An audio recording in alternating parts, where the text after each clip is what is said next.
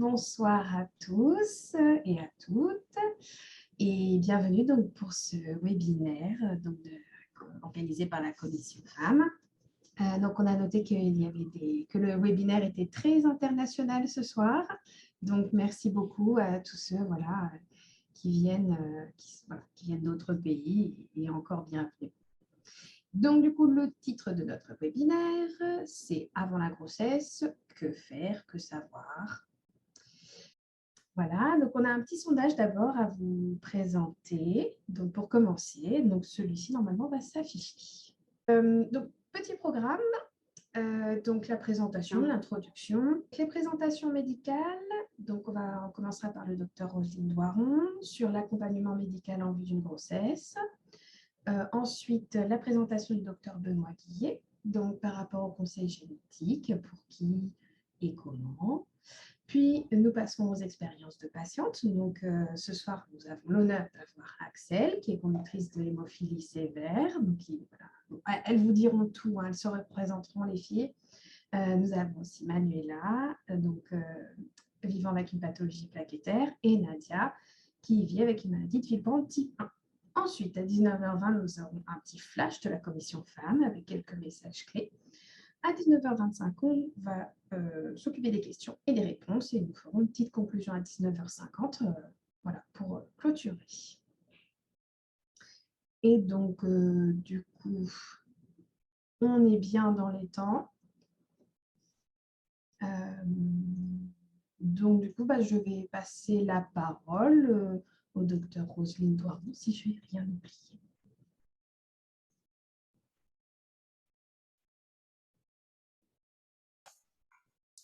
Alors, bonsoir à tous. Merci beaucoup de cette invitation. C'est toujours un bonheur de retrouver ces webinaires organisés par la Commission Femmes qui sont, je crois, très utiles et très regardés après.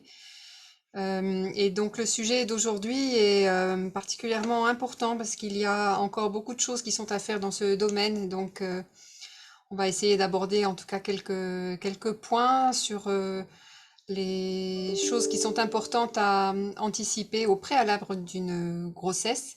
Et je crois que sans dévoiler le programme de webinaire futur, on s'attachera à d'autres suivis spécifiques de la grossesse ou de l'accouchement sur un autre temps. Donc là, on se situe un peu avant. Alors, est-ce que je peux partager mon écran?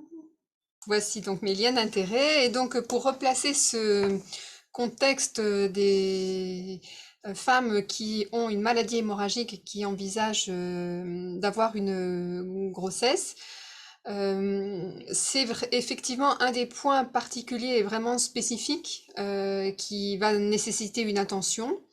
Quelquefois, ce sont des femmes qui ont déjà un diagnostic connu de maladie hémorragique, mais il peut parfois également arriver que c'est à l'occasion d'une grossesse qu'une découverte de la maladie hémorragique va pouvoir se faire parce qu'il n'y aura pas eu au préalable un diagnostic fait illustrant ce qui est souvent le cas dans le contexte des femmes avec des maladies hémorragiques constitutionnelles.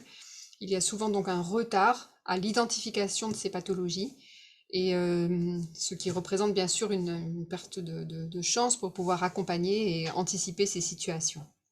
Alors les spécificités féminines, ce sont donc surtout les règles abondantes et les grossesses qui vont être tout à fait des points particuliers de la prise en charge des femmes.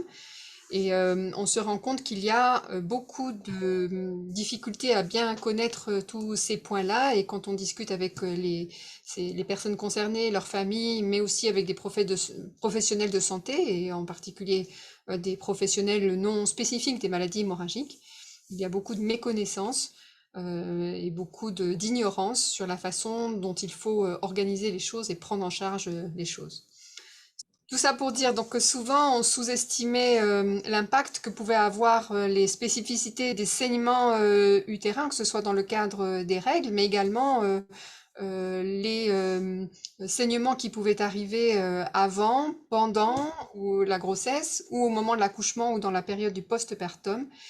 On se rend compte qu'il y a beaucoup de méconnaissance des risques à la fois hémorragiques maternels, mais aussi pour les fœtus ou les nouveau-nés de ces femmes, puisqu'on est dans le contexte de maladies hémorragiques la plupart du temps d'origine génétique, et donc la question de la transmission à la descendance doit se poser.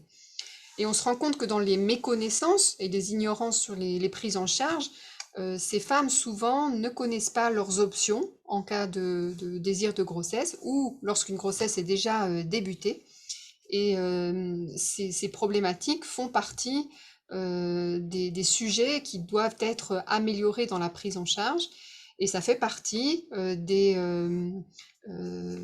principes de soins qui ont été discutés comme étant importants pour la prise en charge des femmes atteintes de maladies hémorragiques dans le cadre des 10 principes de soins pour ces femmes. Alors, je ne sais pas pourquoi, je n'arrive pas à... Ah, voilà, ça y est, j'arrive à le passer.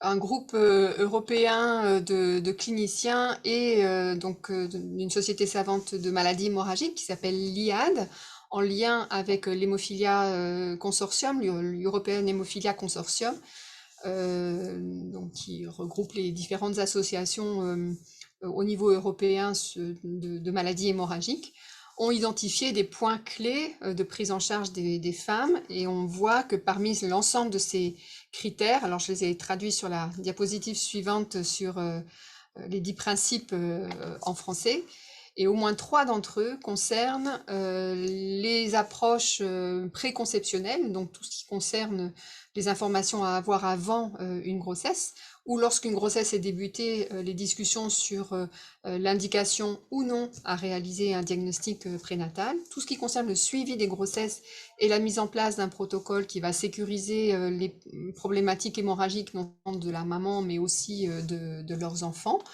et l'importance d'une équipe multidisciplinaire qui intègre vraiment un gynécologue ou un obstétricien dédié et ayant connaissance des maladies hémorragiques constitutionnelles. Alors sur le plan des principes, on voit donc qu'il est particulièrement utile et nécessaire de bien partager des informations, de s'informer. Le conseil génétique sera un peu plus en profondeur abordé par le docteur Guillet. On va voir que dans certaines situations, l'obtention d'une grossesse elle-même parfois peut être compliquée par l'existence même de la maladie hémorragique et que ça peut impacter la fertilité ou potentiellement le fait d'avoir une grossesse facilement sans être exposé à des risques hémorragiques. Et à chaque étape de ce processus, les conseils des équipes de maladies hémorragiques, donc au niveau de la coagulation, mais aussi les équipes de gynéco et d'obstétrique sont absolument clés pour harmoniser les prises en charge et proposer un parcours de soins qui soit plus adapté. Parmi les points de vigilance en lien avec la maladie hémorragique en cas de grossesse, on va séparer ce qui concerne les risques hémorragiques pour la mère atteinte de maladie hémorragique, en particulier avant la grossesse. La plupart du temps, dans le cadre des maladies hémorragiques, les femmes ont des règles qui sont abondantes. Ça peut aller de 20-30% jusqu'à quasiment 100% en fonction de la sévérité des maladies hémorragiques, de règles abondantes qui peuvent donc survenir. Et des situations qui étaient relativement bien contrôlées grâce à des traitements hormonaux, grâce à la prise d'antifibrinolytiques, comme l'acide tranexamique, où les modalités de prise en charge en général permettent de mieux contrôler ces saignements utérins abondants. Évidemment, lorsque l'on va arrêter une pilule, on va se retrouver dans une situation où on peut revenir à des saignements qui peuvent être vraiment majeurs et poser des problèmes pour l'obtention de cette grossesse. Une fois la grossesse obtenue, c'est-à-dire quand une grossesse débute, il va y avoir des facteurs de la coagulation qui, dans certaines pathologies, vont pouvoir se corriger au cours de la grossesse, comme par exemple le facteur 8 ou le facteur Willebrand. Ce sont des facteurs de la coagulation qui peuvent être parfois amenés à augmenter progressivement au cours de la grossesse. D'autres facteurs n'augmentent pas. Donc en fonction des particularités des maladies hémorragiques, on va pouvoir avoir la persistance d'un risque hémorragique important ou au contraire une diminution de ce risque hémorragique. Lors de l'accouchement, les choses seront également à décider avec les obstétriciens en fonction de la situation en fin de 3e trimestre pour savoir si oui ou non une anesthésie péridurale peut être réalisé de façon sécure, sans prendre un risque hémorragique accru. Et si des techniques de prévention de l'hémorragie du postpartum seraient nécessaires, et également il y aura un suivi également à organiser dans les semaines qui suivent l'accouchement. Parfois jusqu'à 2 ou 3 mois, il peut arriver des saignements plus importants que dans la population générale. Et donc ça aussi, ce sont des suivis qui sont vraiment tout à fait importants à organiser. Du côté du fœtus ou du nouveau-né, comme on l'a évoqué, il peut y avoir la transmission de l'anomalie génétique, ce qui peut être à l'origine de complications hémorragiques pour l'enfant au moment de sa naissance, et donc potentiellement la nécessité de mettre en place des précautions pour essayer de limiter ces risques hémorragiques. Alors, une femme qui est avec dans ses antécédents des règles qui ont été abondantes, par exemple dans les cycles qui ont suivi la ménarche, c'est-à-dire les premières règles, parfois, assez rapidement, des traitements symptomatiques ont pu parfois être introduits, comme des antifibrinolytiques, l'Hexacil. Parfois, une pilule a été nécessaire, et la plupart du temps, dans la plupart des maladies hémorragiques, il n'y a pas forcément besoin d'instaurer un traitement vraiment spécifique de la maladie hémorragique comme l'administration de facteurs ou le recours à des concentrés plaquettaires. Le plus souvent, ces traitements génériques arrivent à bien contrôler les choses. Évidemment, lorsqu'il va être question de pouvoir essayer d'avoir et d'obtenir une grossesse, ces pilules et ces traitements hormonaux doivent être interrompus afin de permettre une fécondation et une nidation d'un embryon. Et cet arrêt du traitement hormonal peut être à l'origine de la récidive des règles abondantes. Et donc, ce sont des choses qui sont vraiment importantes à anticiper pour que si des règles très hémorragiques surviennent après l'arrêt de la pilule, lors des cycles suivants, et sans qu'il n'y ait une grossesse qui soit obtenue rapidement, c'est très important de partir déjà avec un taux d'hémoglobine qui est parfaitement bien corrigé, avec des stocks de fer qui sont parfaitement bien corrigés, pour que si un saignement abondant utérin survient, on puisse ne pas se retrouver en situation précaire avec une situation pouvant conduire aux urgences avec des symptômes d'anémie et de mauvaise tolérance et de récidive de carence en fer. Il est donc important, lorsqu'on arrête une pilule, de bien se coordonner avec son centre de traitement, être sûr qu'on a bien compris quels étaient les symptômes de règles anormaux, c'est quoi les signaux d'alerte qui doivent faire contacter le centre si la récidive des saignements abondants vient de nouveau, connaître son circuit en cas de modalité d'urgence vraiment importante, et donc avoir les numéros de téléphone du centre facilement accessibles, savoir quand appeler, savoir quel traitement prendre si les règles abondantes sont vraiment importantes. Est-ce qu'il faut surveiller le taux d'hémoglobine, quand par rapport à le précédent contrôle, etc. Donc tout ça, ça doit être organisé de façon conjointe avec le centre de maladies hémorragiques pour éviter de se retrouver dans une situation instable et d'anémie importante, voire de carence en fer profonde aussi. Ça veut dire aussi, c'est pas forcément un saignement aigu sévère qui va arriver, mais il peut y avoir de cycle en cycle, surtout lorsque le traitement hormonal a été très prolongé, le temps de remettre en route l'axe hypothalamo-hypophysaire qui va pouvoir permettre d'avoir une certaine régularité dans les cycles et dans les règles. Il peut y avoir donc un certain temps avant qu'une grossesse puisse être obtenue.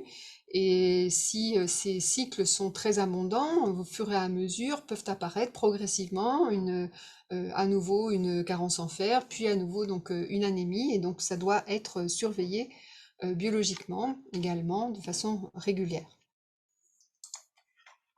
Alors je vous ai remis ici quels étaient les traitements qu'on appelle symptomatiques des règles abondantes, qui ne sont donc pas spécifiques d'une maladie hémorragique en particulier. Vous voyez qu'il y a à la fois le traitement hormonal, l'acide tranexamique, donc qui est la plupart du temps très utile et très efficace pour la plupart des femmes qui ont des maladies hémorragiques.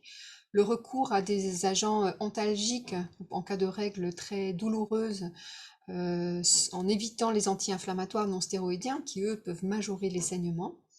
Parfois, ça n'est pas toujours évident et donc il faut être soutenu sur les femmes qui le souhaitent, avoir la possibilité d'avoir ce soutien psychologique qui est très important en cas de nouvelle confrontation à des règles abondantes et bien avoir une supplémentation en fer adéquate, de par l'alimentation bien sûr, mais aussi avec un traitement martial, donc un traitement de supplémentation en fer, pour s'assurer que les réserves restent correctes. J'ai remis également ici les quelques critères qui permettent de dépister les règles abondantes. On décrit les règles anormalement abondantes lorsqu'elles sont en lien avec un impact sur la qualité de vie physique, mentale et sociale, et lorsqu'elles sont anormales en termes de quantité, de durée, de fréquence ou de tolérance. L'évaluation n'en est pas toujours simple. On utilise souvent des critères qui sont dans le carré à droite ici, où vous avez la persistance de règles pendant une période supérieure à 6 jours ou supérieure à 8 jours, ça dépend un peu des définitions qui sont utilisées. Le fait de recourir à des protections plus fréquemment que toutes les heures ou toutes les 2 heures, le fait d'être obligé de doubler des protections pour être sûr de limiter les débordements, le fait d'être obligé de se relever la nuit parce qu'autrement il va y avoir des débordements, le fait d'avoir des caillots de façon répétée. Ce sont des symptômes qui sont vraiment importants à essayer de bien connaître pour pouvoir avoir son propre curseur et de savoir est-ce que mes règles redeviennent à nouveau abondantes et est-ce que je dois contacter mon centre. Un des moyens également de pouvoir mesurer ces règles, c'est le score de Ingham. C'est un score qui permet au cours d'un cycle de répertorier les protections qui auront été utilisées chaque jour et de pouvoir avoir une approche un peu semi-quantitative de l'abondance des règles. Puisque c'est quand même pas forcément toujours quelque chose qui est facile à documenter de façon très précise. Alors maintenant, je vais prendre quelques exemples sur des pathologies hémorragiques très précises et sur des situations avant grossesse pour illustrer les façons dont, de façon très spécifique, il peut y avoir des prises en charge variables en fonction de la pathologie. Alors en ce qui concerne les conductrices d'hémophilie, tout comme il y a un retard au diagnostic de maladie hémorragique pour celles qui ont vraiment une hémophilie parce qu'elles ont des taux de facteurs qui sont bas et qu'elles sont exposées à des saignements, il existe également très souvent un retard au diagnostic génétique des conductrices d'hémophilie. Il est décrit dans la littérature que très souvent les femmes conductrices d'hémophilie sont diagnostiquées finalement à un âge relativement tardif. C'est lié au fait de la législation aussi en France, où on dit que s'il n'y a pas de bénéfice direct pour la personne, un diagnostic du statut de conductrice, s'il n'y a pas de nécessité particulière sur une prise en charge propre dans le cadre de l'enfance, il doit être en principe réalisé à l'âge adulte. On se rend compte de fait que presque la moitié des conductrices ont été testées quant à leur statut génétique de conductrice, presque après 25 ans, ce qui est quand même donc très tardif. Et les données américaines où les accès au diagnostic moléculaire, au diagnostic génétique pouvaient être parfois très retardés. Il y a même des publications qui faisaient état de plus de 90% des conductrices qui étaient sans connaissance de leur statut de conductrice ou de non-conductrice, alors qu'elles étaient déjà avec une grossesse qui avait débuté. Il existe donc différents types de retards à ce diagnostic génétique du statut de conductrice, liés soit à l'ignorance du fait qu'il y a un risque d'être conductrice, ça se voit lorsqu'il y a peu de dialogue dans certaines familles, lorsque les transitions entre les centres côté adulte et côté pédiatrique n'ont pas forcément pu se faire dans de bonnes conditions, lorsqu'il y a des tensions au sein des familles ou des liaisons qui ont été rompues. Donc parfois ce diagnostic il est fait extrêmement tardivement. Il peut y avoir aussi des conductrices qui sont dans des familles où elles savent qu'il peut y avoir un bénéfice au diagnostic, mais elles ne connaissent pas forcément les intérêts à avoir ce statut de diagnostic réalisé précocement et bien en amont d'une grossesse. Et d'autres pour lesquels la connaissance qu'il y aurait un risque, qu'il y aurait un bénéfice à connaître leur statut de conductrice est présent, et pour autant, c'est parfois extrêmement difficile de pousser à nouveau la porte de l'hôpital où il y a eu parfois des vécus dans la famille qui pouvaient être très douloureux. Et tout ceci peut contribuer à des diagnostics retardés du diagnostic génétique du statut de conductrice. Pourtant, il y a des avantages vraiment importants à faire état de ce statut de conductrice et donc à clarifier cette situation bien en amont d'une grossesse. Parce que ça prend du temps que d'être confronté à son diagnostic de conductrice et que l'appropriation de ce diagnostic nécessite de pouvoir digérer l'information, si j'ose dire, mais aussi avoir le temps nécessaire pour s'informer, pour pouvoir être accompagné lorsqu'il sera le moment venu, temps d'accompagner des projets parentaux. Mais je pense que les principaux arguments qui sont incitateurs à faire ce diagnostic génétique de conductrice bien en amont d'une grossesse, c'est surtout d'arriver à bien sécuriser non seulement le risque hémorragique maternel, mais aussi sécuriser le risque hémorragique de la naissance de l'enfant qui est potentiellement porteur d'une maladie, peut-être dans une forme sévère d'hémophilie. Et on sait qu'il peut exister des saignements intracrâniens lors de la naissance, lors du traumatisme obstétrical à la naissance d'un enfant qui est atteint d'hémophilie sévère ou modérée, et que ceci peut être fortement anticipé et prévenu grâce à un protocole qui va mettre en place les précautions nécessaires pour limiter ce risque. Heureusement, il s'agit de situations qui sont très rares, mais dont la gravité est peut-être telle qu'elle justifie vraiment que tout soit fait, que tout soit mis en œuvre afin que l'ensemble de l'équipe de la maternité ait les informations nécessaires pour pouvoir agir de façon correcte. Je vais reprendre un exemple correspondant cette fois-ci à des situations qui sont finalement assez fréquentes, puisque les maladies de Willebrand sont l'une des pathologies qui est le plus fréquemment observée chez les femmes qui ont une maladie hémorragique. Et là, j'ai mis un S à maladie de Willebrand, car en réalité, il y a différents types de maladies de Willebrand, et dans un contexte d'une grossesse, les évolutions peuvent être extrêmement variables. Alors cette diapositive reprend différentes propositions de maladies de Willebrand. Vous avez ici un premier encart sur une grossesse normale avec des facteurs de la coagulation qui sont bien au-delà de 80-100%. Et l'évolution au cours de la grossesse de ces facteurs 8 et de ces facteurs Willebrand va être une augmentation progressive jusqu'à l'accouchement, puis ensuite après la naissance, ils vont redescendre à leur taux de base.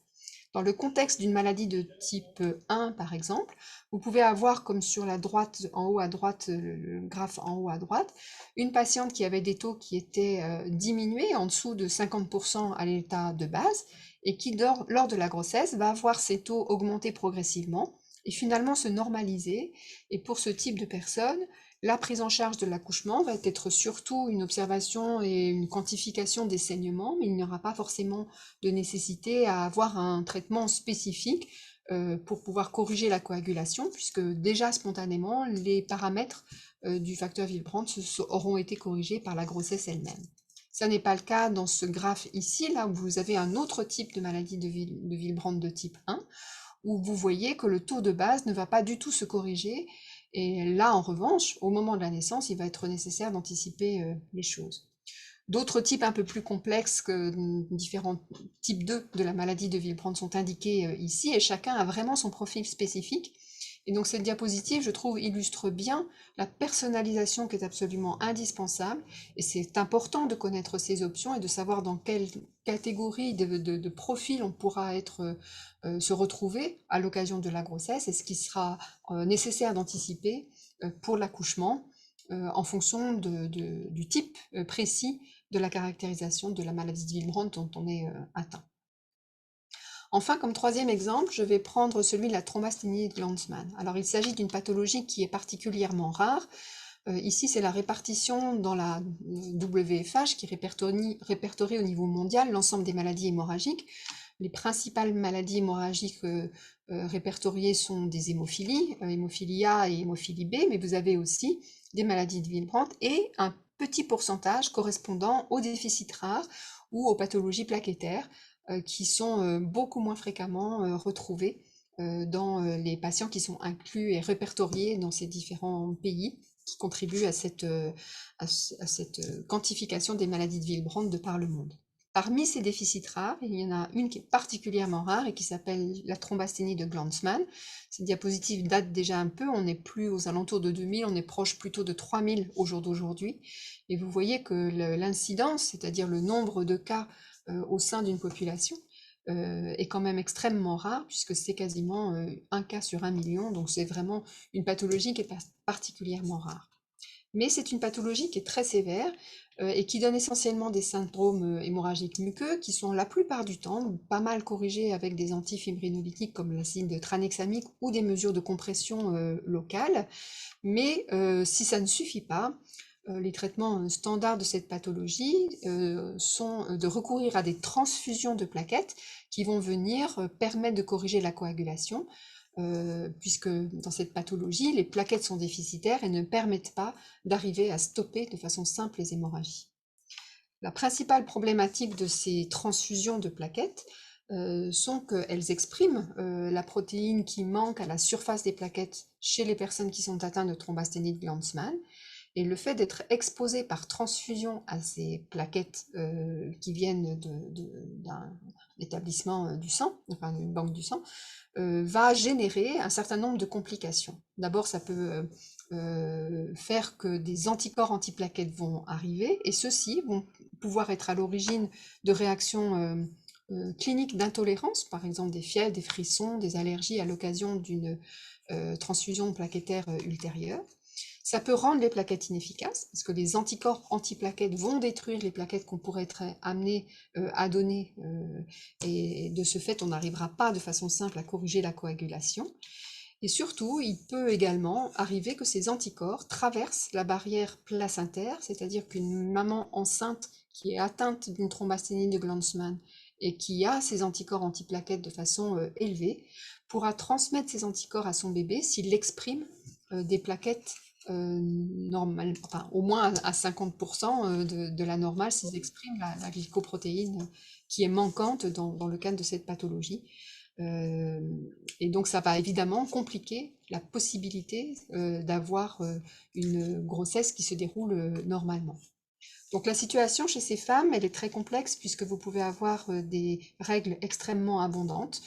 C'est une des pathologies qui donne les règles qui sont les plus abondantes parmi les femmes qui ont des maladies hémorragiques. La plupart du temps, ça va requérir des traitements hormonaux qui sont le plus souvent des traitements au long cours. Parfois même, il faut bloquer complètement les règles pour essayer d'arriver à enrayer ces saignements utérins majeurs.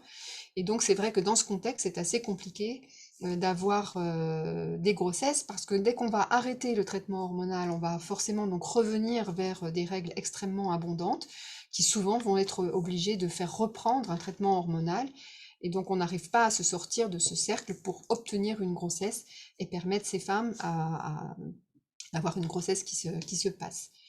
En cas de grossesse, quand malgré tout une grossesse a pu être obtenue, si on a un conjoint qui n'est pas porteur lui-même d'une thrombasthénie de Glanzmann ou du variant qui peut exposer à avoir une forme sévère chez le bébé, les plaquettes du fœtus vont exprimer une protéine normale au niveau de leur surface.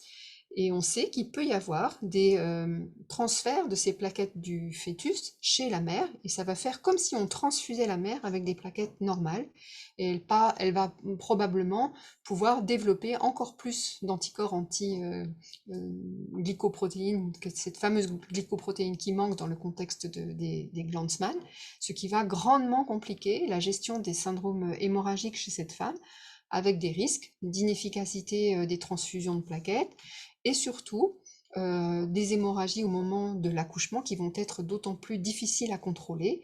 Et ces anticorps, ils peuvent à leur tour repasser de la maman chez le fœtus à travers la barrière placentaire, détruire les plaquettes chez le fœtus et entraîner des complications hémorragiques chez le fœtus, d'où les pertes parfois fétales qui peuvent arriver souvent en fin de deuxième trimestre. Donc dans ces contextes très compliqués, et d'ailleurs le nombre de grossesses chez ces femmes est extrêmement bas, et donc on a besoin vraiment d'avoir une évaluation conjointe, à la fois gynécologique et hématologique, pour s'assurer qu'on est dans une situation où on va éviter cette situation un peu catastrophe, Et donc, ça va nécessiter non seulement de s'assurer que le conjoint a, par exemple, un spermogramme qui permet d'avoir des vraies chances de grossesse. Autrement, on ne va pas exposer une mère qui est atteinte de thrombasténie de Lanzmann à une récidive de saignement utérin très abondant, aigu et sévère, alors qu'il n'y a pas de chance de grossesse si, par exemple, le conjoint a un spermogramme qui ne laisse pas envisager une chance de grossesse. Et sur le plan hématologique, on va bien repérer ces anticorps anti-glycoprotéines plaquettaires, donc pour être sûr qu'on est dans une situation où ces anticorps sont non détectables ou les plus faibles possibles, pour ne pas être dans la situation de ces femmes qui sont très très immunisées et qui risquent de transmettre ces anticorps à leur descendance. Donc ce sont vraiment des processus qui sont très complexes et qui nécessitent des évaluations conjointes, pluridisciplinaires, pour évaluer le risque d'une grossesse, mais aussi sa faisabilité. Et si jamais on considère que le risque est raisonnable, voir comment est-ce qu'on peut accompagner les grossesses chez ces femmes. Et cela peut passer par une discussion de une aide médicale à la procréation pour essayer de limiter le temps et la durée et la récidive des règles abondantes chez ces femmes-là pour pouvoir accompagner ces femmes. Donc voilà un peu les différents exemples qui peuvent être très variables en fonction de la pathologie. Et pour conclure, j'insisterai vraiment sur l'importance de s'informer en fonction de sa propre pathologie hémorragique et des possibilités de grossesse, de l'exposition à son propre risque de saignement, des risques également de transmission de la maladie hémorragique à la descendance, donc ça suppose donc le conseil génétique en fonction de chaque type de pathologie, de bien connaître ses options avant et pendant la grossesse et au moment des accouchements, et donc de se faire accompagner par une équipe à la fois d'hématologie et d'obstétrique ou gynécologique pour pouvoir au mieux accompagner les femmes qui sont dans cette situation. Je remercie toute mon équipe à Bicêtre. Les personnes qui travaillent dans différents groupes de travail dans notre société savante, en particulier de la Comète, et qui s'intéressent particulièrement aux femmes qui ont des maladies hémorragiques, notamment sur le groupe de travail des conductrices d'hémophilie, et bien évidemment la commission femmes qui contribue beaucoup à faire avancer la cause de ces femmes qui ont des maladies hémorragiques. Je vous remercie. Merci beaucoup, docteur Drouin, pour cette présentation très intéressante, très riche. Il y avait quelques petites questions, mais elles seront posées en dernière partie du webinaire. Ne vous en faites pas, nous ne les avons pas oubliées. Nous passons donc maintenant la parole au docteur Guillet. Bonjour à tous. Alors, je vais mettre... bonjour, merci beaucoup pour cette nouvelle invitation au webinaire. Et comme le docteur Doiron, c'est vraiment un plaisir de participer.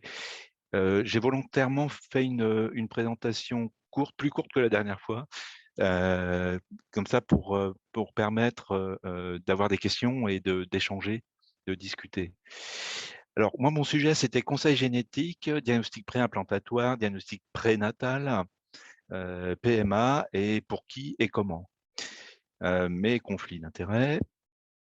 Et avant d'aborder le diagnostic prénatal, je voulais revoir les aspects réglementaires qui sont maintenant bien codifiés, avec notamment l'arrêté du 25 janvier 2018, qui fixe les recommandations de bonnes pratiques pour tous ces diagnostics, et en particulier donc le diagnostic prénatal. Et avec son article 2. Et c'est toujours en vigueur avec confirmation, donc le 9 octobre 2020. Et voilà ce que dit cet article 2. Les examens de biologie médicale, donc destinés à établir un diagnostic prénatal, sont susceptibles de confirmer soit une affection pour laquelle une thérapeutique fœtale est envisageable, donc directement chez le fœtus qui est à l'intérieur de l'utérus, soit une affection pour laquelle une prise en charge néonatale spécifique doit être organisée, donc juste après l'accouchement, soit une affection fœtale d'une particulière gravité, reconnue comme incurable au moment du diagnostic, permettant d'envisager l'interruption médicale de grossesse. Alors, cette interruption médicale de grossesse, là aussi, hein, c'est très codifié. Et les indications sont l'enfant à naître est atteint d'une affection particulièrement grave et incurable. Et avec ce qui est important, un amendement d'août 2020, la grossesse met gravement en danger la santé de la femme enceinte. Et cet amendement août 2020, c'est ça, c'est y compris sur le plan psychosocial. On pourra peut-être en rediscuter après, mais c'est vraiment un point très important, cette mise en danger psychosociale. Alors, avant le diagnostic prénatal, un conseil génétique est toujours nécessaire. Et ce conseil génétique aura pour objectif de caractériser précisément la maladie hémorragique constitutionnelle par la génétique, d'essayer d'avoir au maximum l'information génétique, donc l'anomalie qui est responsable de la maladie hémorragique constitutionnelle et son mode de transmission dans la famille, assurer une enquête familiale à partir des éléments du premier objectif et, si indiqué, permettre le diagnostic précoce de la maladie hémorragique constitutionnelle par le diagnostic préimplantatoire ou le diagnostic prénatal en cas de grossesse débutante pour le diagnostic prénatal. Ces décisions de DPI, de diagnostic préimplantatoire et de diagnostic prénatal, sont prises lors de commissions qui se réunissent régulièrement, qu'on appelle le Centre pluridisciplinaire de diagnostic prénatal. Et l'ensemble de ce conseil génétique, qui va depuis le diagnostic même de la maladie hémorragique constitutionnelle, va être assuré par une collaboration généticien hématologue en fonction de l'organisation du réseau de soins loco-régional pour ces maladies hémorragiques constitutionnelles. Alors, le diagnostic prénatal, c'est quoi, comment? Et surtout par rapport au diagnostic préimplantatoire. Alors, le diagnostic précoce de la maladie hémorragique constitutionnelle in utero, c'est-à-dire quand l'embryon, le fœtus, est déjà implanté dans l'utérus. Alors, on voit ici représenté à droite sur le schéma la naissance avec le trait en pointillé, pardon, la fécondation, donc le début de grossesse avec le trait pointillé, et donc le diagnostic prénatal, c'est tout ce qui concerne les étapes qui suivent cette fécondation, donc le début de grossesse. Le diagnostic préimplantatoire, c'est tout ce qui concerne avant la fécondation. Donc, il y a obligation réglementaire d'une validation préalable par ce fameux centre pluridisciplinaire de diagnostic prénatal qui va associer les aspects médicaux et, chose très importante, mais aussi la volonté et les choix de la femme enceinte.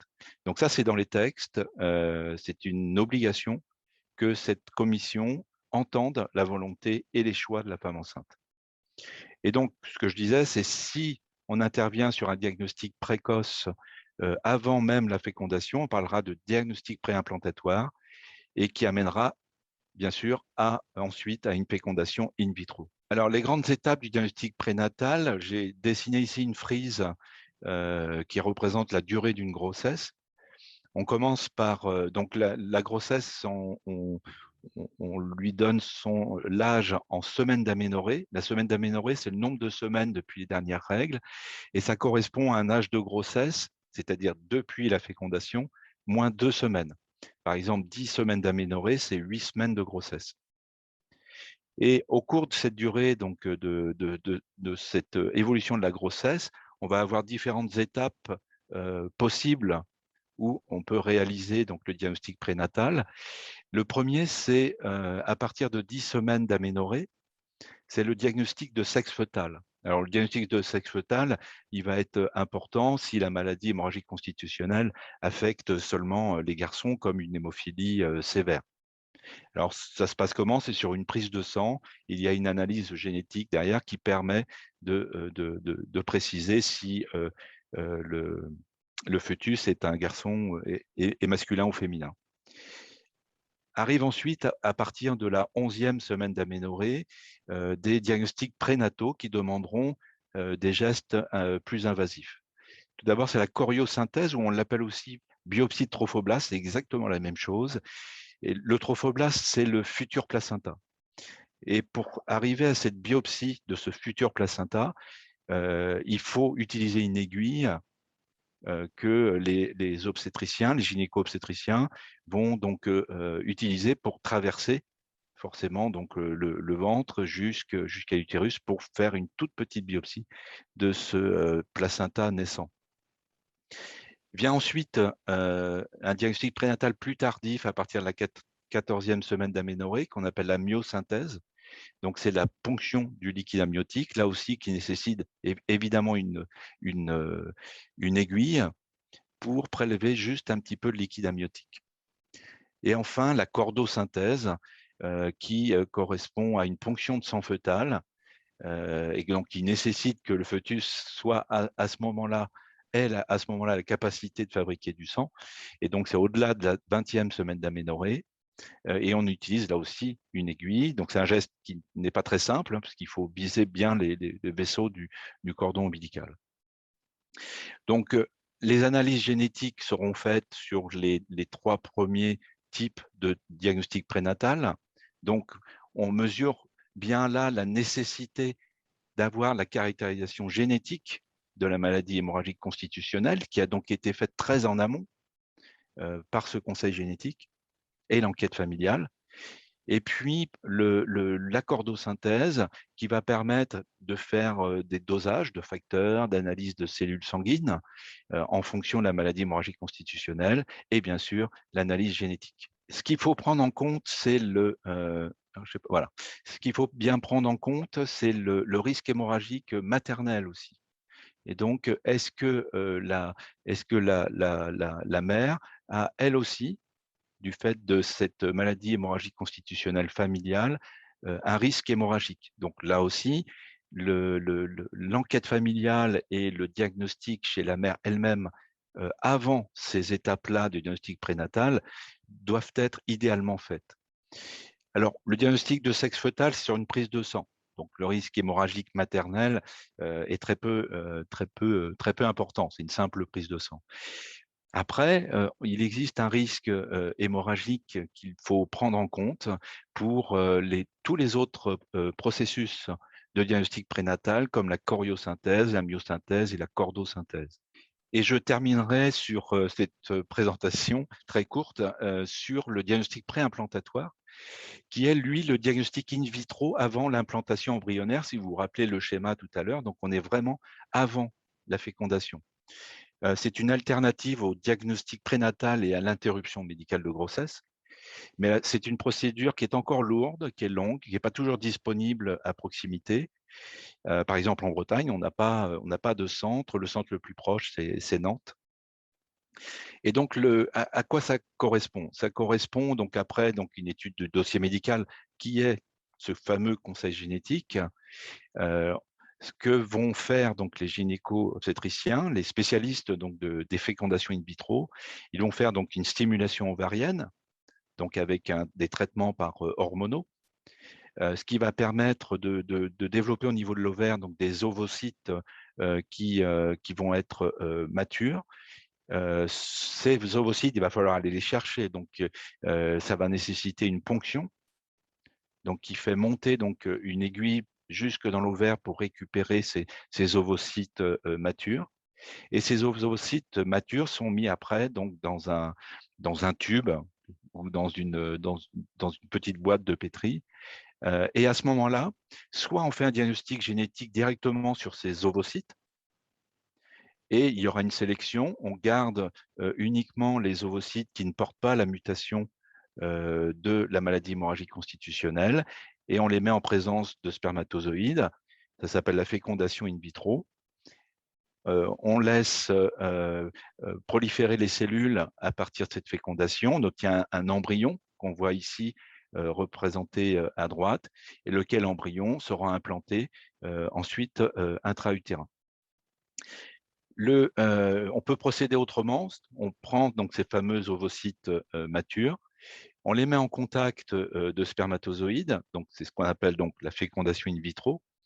Et à ce moment-là, donc quand l'embryon a suffisamment grandi, donc généralement on est au stade de 8 cellules, on récupère une seule de ces petites cellules, il y a une analyse génétique, et les embryons, donc il y a plusieurs embryons qui sont testés, l'embryon ou les embryons qui ne présentent pas la mutation responsable de la maladie hémorragique constitutionnelle vont être ensuite implantés. Donc voilà le principe du diagnostic préimplantatoire. Voilà, je terminerai ici ces diagnostics prénataux et préimplantatoires.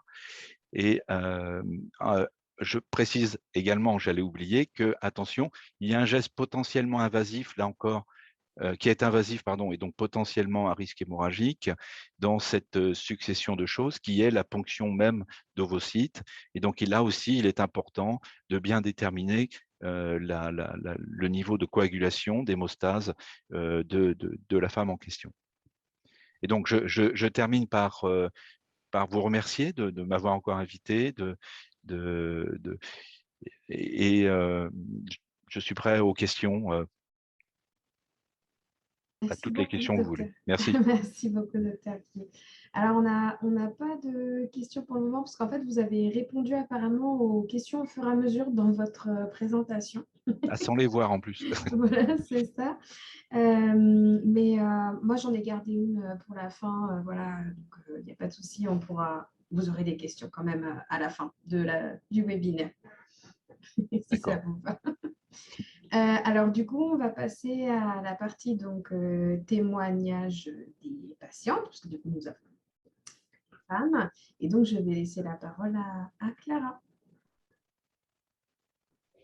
Donc, bonjour à tous, c'est vrai. Merci beaucoup pour tous ces beaux renseignements. C'est vrai que c'est à chaque fois très intéressant de vous avoir, Roselyne, et puis le docteur Guillet. Donc, c'est top. Merci beaucoup.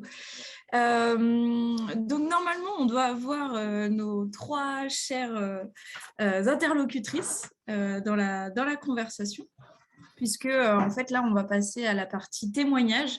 On a quelques petites questions à leur poser. Donc là tout de suite nous avons Axel, Manuela et Nadia. Est-ce qu'elles sont bien là? Elles sont là, il faut juste qu'elles Oui, réactivent, bonsoir. Top. Ben voilà, je vous vois sur mon écran, c'est bon. Bonjour. Et bonjour Bonjour. Mesdames.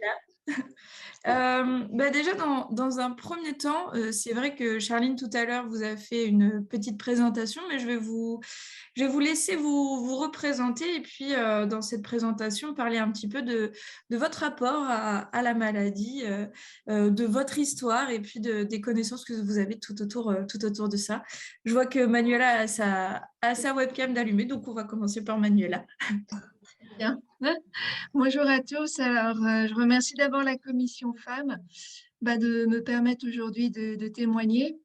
Et puis, un grand merci aussi Dr Doiron et Guillet pour leur intervention, parce qu'on apprend à chaque fois et je trouve ça super de pouvoir enrichir notre connaissance par rapport aux maladies.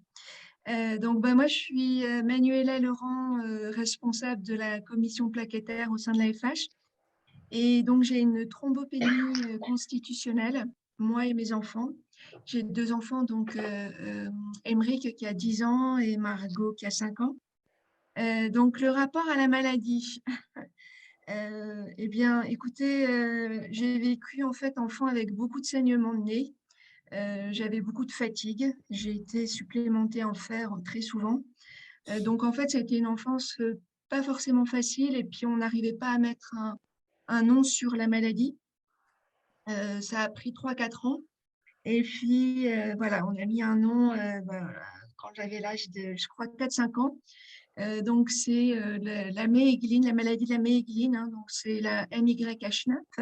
Donc, ça, c'est le nom du gène. Hein, et la méégline, en fait, c'est le nom, je pense, du chercheur, en fait, hein, qui est allemand et qui a trouvé ce gène malade. Et donc, juste pour faire un petit aparté par rapport à cette maladie plaquettaire, c'est qu'en fait, c'est une diminution des plaquettes. Par contre, moi, me concernant, en fait, il n'y en a pas beaucoup, mais en celles qui sont en tout cas effectives, elles sont de grande taille et elles sont fonctionnelles. Donc ça a été un avantage pour moi parce qu'en fait, au fur et à mesure de l'adolescence et quand j'ai grandi, la maladie, en fait, s'est stabilisée. Et c'est vrai que par rapport à mes règles, c'est forcément un moment important de la vie d'une femme, surtout quand on a une maladie hémorragique. Et ça s'est plutôt bien passé. Voilà, donc j'ai pu avoir une vie plutôt normale avec des activités, une scolarisation normale. J'avais quand même un peu une épée Damoclès sur la tête lorsqu'il y avait des chutes. Hein. C'est vrai que quand on a une maladie hémorragique, c'est quelque chose qu'il faut prendre en considération. Et puis lors des opérations, ça c'est vrai que plusieurs fois j'ai été transfusée et j'ai fait quelques passages à l'hôpital, mais sinon dans la vie au quotidien et tous les jours, c'est plutôt voilà, une maladie que j'ai pu maîtriser. Ok, et ben, très bien. Merci pour cette réponse. Axel, est-ce que tu peux aussi témoigner de ton côté? Oui, bien sûr. Bonsoir tout le monde. Merci de me faire témoigner et de pouvoir partager un petit peu mon expérience. Alors moi, l'hémophilie, je n'y connaissais rien du tout jusqu'à ce que je devienne maman. Donc je suis maman d'un garçon qui a 4 ans et demi bientôt, qui est hémophile A sévère et donc je suis porteuse de l'hémophilie A sévère et en fait, il a été, diagnostiqué, quand il avait 10 mois suite à un accident domestique, on va dire basique, rien de grave, mais forcément, en entendant de plus en plus de témoignages, la période du diagnostic, quand il y a pas de passif dans les familles, et bah, ça a été un moment assez traumatique, pour moi, mon mari et puis notre famille, on va dire, au sens large. D'encaisser la nouvelle, de découvrir, cette maladie, d'avoir, tout son monde qui s'effondre, ses projections et puis après de vivre avec. Alors aujourd'hui, par rapport au moment où on nous a annoncé et ce qu'on imaginait et la réalité, en fait, on se rend compte qu'on a une super vie et que tout se passe bien. Donc ça, c'est chouette parce que c'est pas forcément un message qu'on entend tout le temps. Mais voilà, donc l'hémophilie, je n'y connaissais rien. Après, on a été super bien accompagnés au CRTH, là où on est suivi. Donc on a pu acquérir, toutes les connaissances et puis on a décidé d'être hyper, proactif avec mon mari, dans la démarche et de devenir au maximum des experts pour pouvoir, anticiper, plein de sujets et puis de prendre les meilleures décisions pour notre fils. Et voilà et aujourd'hui, donc je suis enceinte de mon deuxième enfant. Je suis allée à la pêche aux informations que j'ai eues très facilement, hein, bien sûr, sur, mes options, avant la grossesse, pendant la grossesse, le diagnostic, et cetera. Et voilà, on a été très bien accompagnés. Après, je pense qu'on en reparlera plus tard, mais une chose où on est moins accompagné aussi, mais parce que c'est pas forcément le rôle des médecins, c'est tout ce qui est accompagnement psychologique maintenant, enfin, vu que je vis 2 grossesses différentes, la première, je ne savais pas du tout que j'étais porteuse, donc le sujet n'était même pas là. Mais la deuxième, je le sais. Je sais que je peux transmettre, ou pas. Voilà, il y a tout ça où il y a des vraies questions même éthiques, même quand on veut faire une FIV, sachant que si on a déjà un enfant hémophile, est-ce qu'on est prêt à choisir de faire un enfant entre guillemets, «sain»? Je mets des guillemets, hein, mais c'est une manière d'exprimer. Enfin voilà, il y a toutes ces questions où je pense qu'il faut beaucoup, beaucoup communiquer et avec le corps médical et avec son conjoint et puis, essayer de faire le point seul pour savoir, où est-ce qu'on veut aller, mais je trouve que l'accompagnement psychologique, il est hyper important. Voilà. Voilà. Oh, c'est pas mal, Axel. Du coup, félicitations Merci. pour cette deuxième grossesse. Merci. Et puis, tu mets en avant aussi pas mal de questions auxquelles vous allez pouvoir potentiellement répondre Ouais. aussi tout à l'heure. Du coup, Nadia, c'est à ton tour. Oui, bonjour. Merci pour vos témoignages. Donc moi, en fait, j'ai la maladie du grand de type 1 qui a été découverte fortuitement lors de la circoncision de mon fils. Donc, j'ai eu 3 grossesses sans savoir que j'avais la maladie du grand. Et sinon, enfant, j'ai toujours eu beaucoup de bleus, énormément de bleus partout sur les jambes surtout. Et donc, du coup, quand j'ai eu mes règles à partir de 15 ans, un petit peu avant, donc 14 ans, c'était des règles très, très hémorragiques. J'ai changé les serviettes toutes les heures. Et j'ai jamais su que j'avais une maladie hémorragique. Pour moi, c'était normal d'avoir des règles aussi abondantes. Et voilà, à tel point que je m'étais même retrouvée dans des situations gênantes avec une fuite, enfin, voilà, en étant assise. Donc, du coup, j'ai toujours un gilet noir normalement quand j'ai mes règles. Et donc voilà, donc du coup j'ai eu beaucoup d'anémie aussi. Donc depuis que j'ai 15 ans, je prends du fer régulièrement. Du coup, quand j'ai eu mes grossesses, le premier accouchement, enfin les grossesses, elles se sont très bien passées pour les trois. Et le premier, ça a été compliqué au niveau de l'accouchement, parce que j'avais perdu beaucoup de sang, j'avais une grosse chute de tension.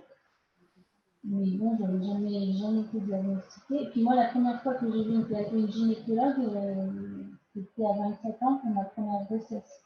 Avant, j'avais jamais rencontré de gynécologue. Et on ne parlait pas des règles, on ne parlait plus de parler des règles dans la maison. Et du coup, voilà. Et puis après, les deux grossesses se sont très bien passées, les accouchements aussi. Et en fait, c'est à l'occasion de la circoncision des deux garçons qu'on avait découvert, la circoncision d'un s'est très très mal passée. Et du coup, c'est comme ça qu'on avait découvert qu'il avait la maladie du ventre. On a fait 2 allers-retours aux urgences en été, aller remettre en pansement, on cherche un peu de bloc. Et voilà, donc c'est comme ça qu'on a découvert la maladie du ventre. Et du coup, que moi j'ai été testée. Et en fait, comme j'ai allaité chacun de mes 3 enfants pendant 3 ans chacun, donc en fait, le taux de délivrance a augmenté grâce à l'allaitement aussi, c'était grâce aux grossesses. Mais tout de suite après, il a rechuté. Enfin, de délivrance et de facteurs. Bon, merci Nadia. Par contre, Nadia, on t'entend de très très loin. Mais bon, on a tout entendu quand même, il n'y a pas de souci, mais c'est vrai que là, on t'entend de très très loin. Désolée. Il n'y a pas de souci. Du coup, en fait, c'est vrai que là, on a face à nous des profils plutôt complètement différents. Donc ça, c'est top.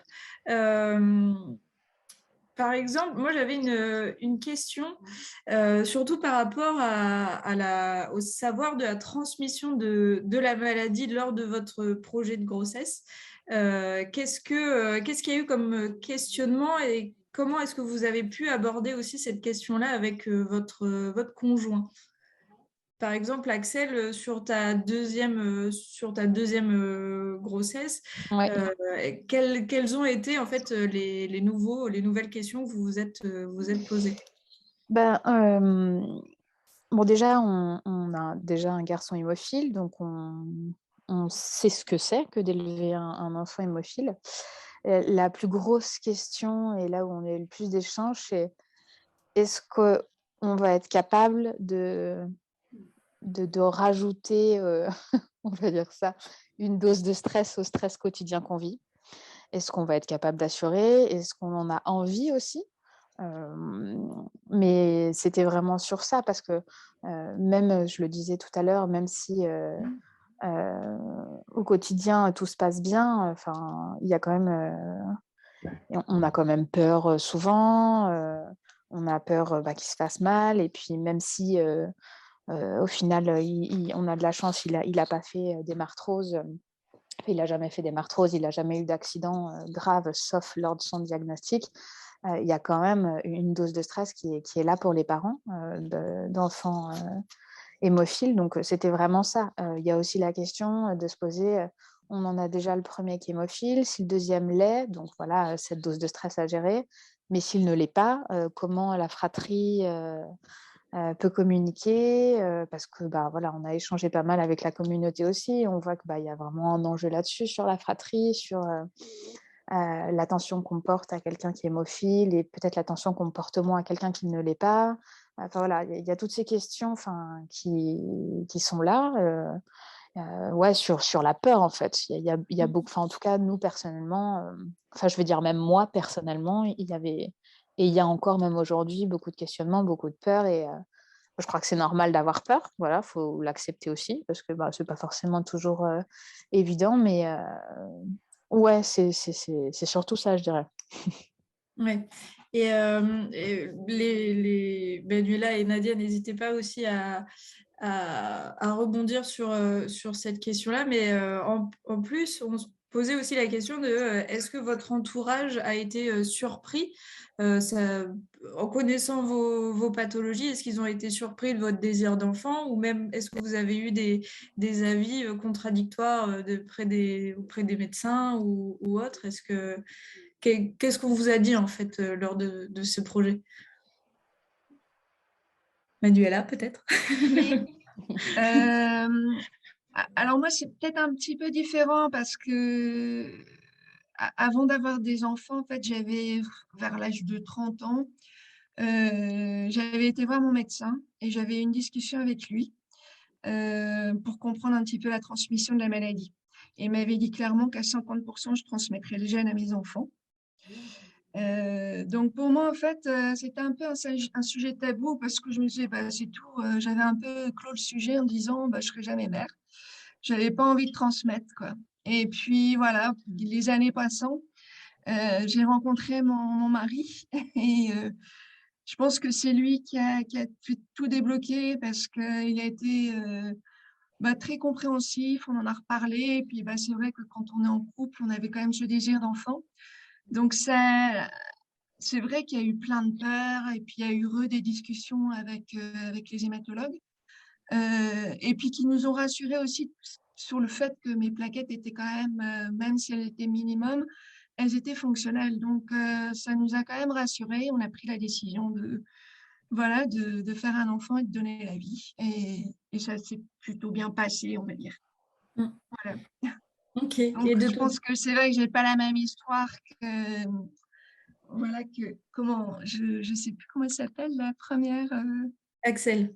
Axel, pardon, Axel. Voilà, Pas de c'est vrai que souci. c'est pas la même histoire, mais c'est quand même malgré tout du stress. Ok, ouais, je comprends bien. Et Nadia, est-ce que tu veux rebondir aussi sur cette question? Ah, ton micro est coupé, Nadia. Là, c'est bon, oui. Ouais. Mais moi, je suis pas vraiment dans le même cas qu'Axel et Manuela. Là, on m'entend ça?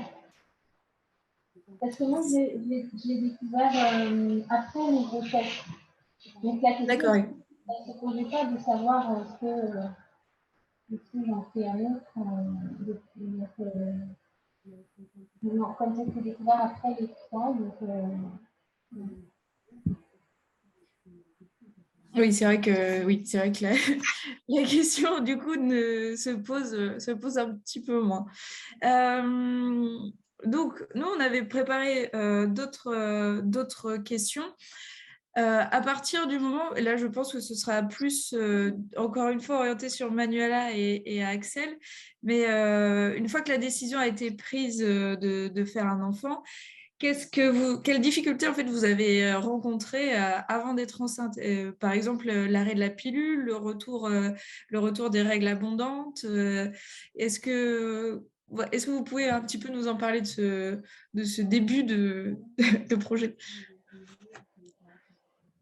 Alors moi, j'ai pas forcément... j'ai pas je suis porteuse, mais je n'ai pas de règles abondantes ou de soucis hémorragiques. Donc, il n'y a pas eu de changement, on va dire, avant. Après,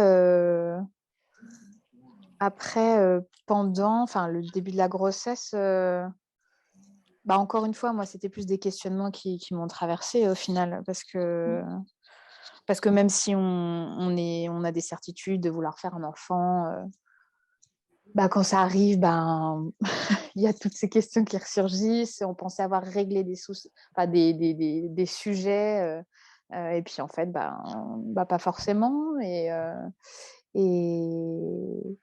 Mais non, ouais, c'était plus les choses compliquées. Oui, c'est plus la dimension, voilà, psychologique, encore une fois.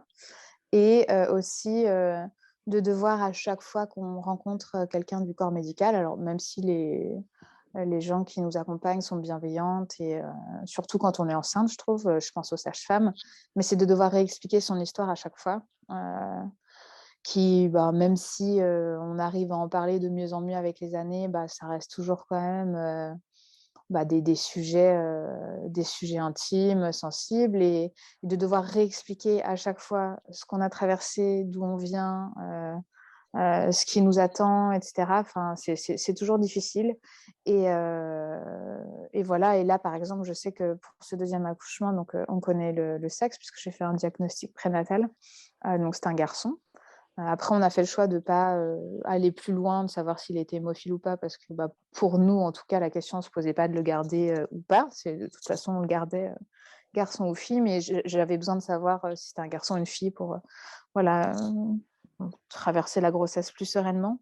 Donc, du coup, j'accouche dans un CRTH et quel bonheur ça a été de tomber sur une obstétricienne qui connaissait notre médecin, qui suivait notre fils et de ne pas avoir à réexpliquer notre histoire. Et elle connaissait tout. Et ça, j'avoue que c'est confortable parce que quand on doit à chaque fois tout réexpliquer, moi, c'était un petit peu la difficulté de se replonger dans le passé alors que on traverse une grossesse qui peut ne pas forcément être évidente aussi pour tout, parce que chaque grossesse, on peut avoir des sautes d'humeur, c'est bien connu. On est plus sensible, on peut être malade, Donc, non, je dirais le luxe que c'est d'être accompagné par des gens qui savent ce qu'on traverse. Voilà, bon, désolée, c'était un peu long, mais... Non, c'était très intéressant. Et donc, Manuela ou Nadia, est-ce que Oui, vous avez en fait, moi, avant, il n'y avait pas vraiment de questions. Par contre, c'est vrai qu'une fois que j'ai été enceinte, c'est vrai qu'il y a plein de questions qui arrivent dans la tête, à savoir, par exemple, si mon bébé allait avoir la même maladie que moi. C'était la question essentielle qui m'a trottée pendant les 9 mois. Et puis aussi, de savoir comment allait se passer la grossesse, en fait, comment j'allais accoucher, si ça allait être une césarienne, si ça allait être un accouchement par voie basse. Et puis, cette peur aussi d'avoir les hémorragies, quel suivi j'allais avoir. Enfin, il y avait, au fur et à mesure de la grossesse, des questions qui arrivaient. Si j'allais aussi avoir des saignements utérins. C'est vrai que ça date maintenant, c'est à 5 ans. Donc, ce qui est bien, c'est qu'on oublie. Mais oui, il y a des questions donc, pendant et puis il y a eu des questions après. Surtout que moi, j'ai fait quand même une hémorragie après l'accouchement de Margot. Donc, c'est vrai que c'était à la fois des questions de stress et de peur par rapport au bébé. Et puis par rapport à moi, hein. Clairement, mon mari était aussi assez stressé au risque hémorragique pour moi et pour le bébé, c'est clair. Je ne sais pas, pardon, mais je ne sais pas si c'était pareil pour toi, Manuela, mais vu que moi, je savais que mon premier fils est hémophile, après, je trouve que pendant la grossesse, on stresse un peu pour tout. Par exemple, on attend le résultat de la trisomie un peu plus impatiemment. Chaque échographie, il y a un peu plus d'enjeux, je trouve, quand on sait que il peut y avoir des risques. Je trouve qu'on est moins détendu. Le stress augmente et à la fois, je pense que c'est, comme tu le disais tout à l'heure, c'est très important en fait, d'être accompagné d'un point de vue psychologique psychologique et puis aussi peut-être avoir un accompagnement un peu particulier. Moi, je sais que j'ai fait pas mal de yoga à cette époque, ça m'a beaucoup aidée. J'ai été accompagnée par une sage-femme qui faisait de la respiration un petit peu sophro, donc ça m'a beaucoup aidée aussi.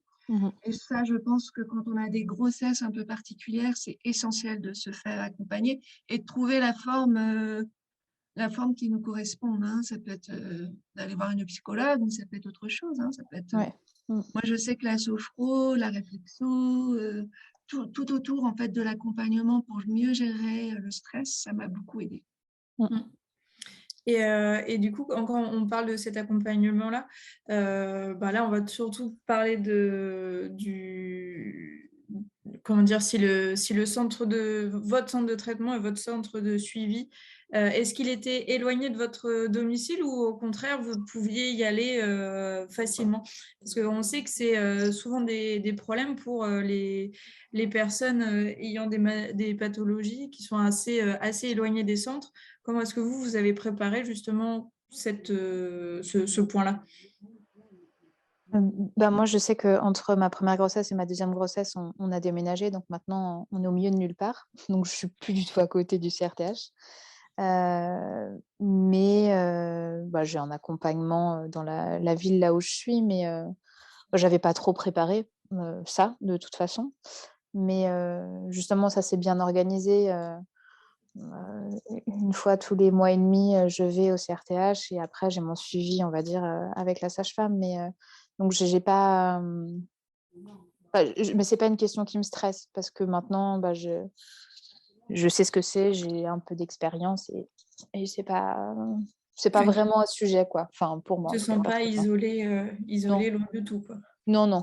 Même si je suis au milieu de rien, je ne me sens pas isolée. Voilà. Très bien. Et c'est vrai qu'on avait un temps plutôt donné. Il nous reste 1 minute. Est-ce que Nadia, Axel, Manuela, vous avez des choses à rajouter sur vos témoignages? Ah Moi, je vais me répéter, mais voilà, les 3 points importants pour moi, c'est normal d'avoir peur, c'est normal d'avoir des questions. Il faut continuer de communiquer avec le corps médical et surtout son conjoint. Et puis voilà, il faut se faire accompagner de diverses manières. Voilà, chacun sa manière, mais voilà, il faut pas traverser ça seul. Voilà. Nadia, Ouais, moi aussi, je te rejoins un peu. Ah. Non, vas-y, pas de souci. Non, moi je pense que c'est une chance déjà de le savoir avant la grossesse. Donc, et puis ça permet d'être bien entouré et puis d'avoir un bon suivi. Donc tout devrait bien se passer et puis il faut avoir une bonne prise en charge. Et du coup, les peurs, elles sont beaucoup plus atténuées. Alors que quand on le découvre comme ça, fortuitement, on se dit qu'est-ce que c'est que ça? On est dans le déni, on dit non, j'ai pas de maladie hémorragique, j'ai pas rien. Et puis du coup, on voit des taux qui sont pas normaux, et puis dès qu'on est un peu tendance à être hypochondriaque, déjà, voilà, c'est là de savoir qu'on a déjà une maladie hémorragique.